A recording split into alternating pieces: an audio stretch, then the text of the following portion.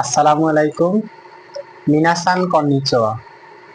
জাপানি ভাষায় in 5 lesson 1 vocabulary শিখবো আমরা। এমআরআই বিডি চ্যানেলে সবাইকে স্বাগতম। আমি মোহাম্মদ রাকিবুল ইসলাম বাবু।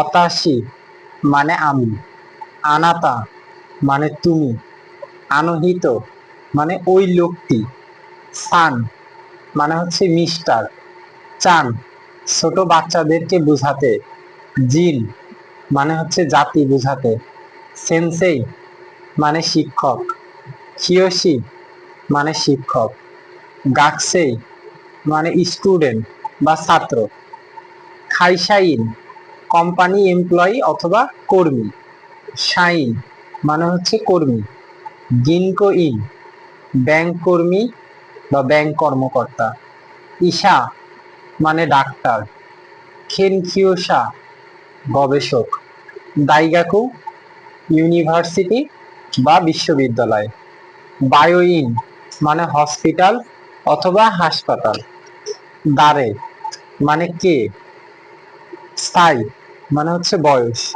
নানসাই মানে হচ্ছে হাউ ওল্ড আর ইউ অথবা বয়স কত, হাই হাই মানে হচ্ছে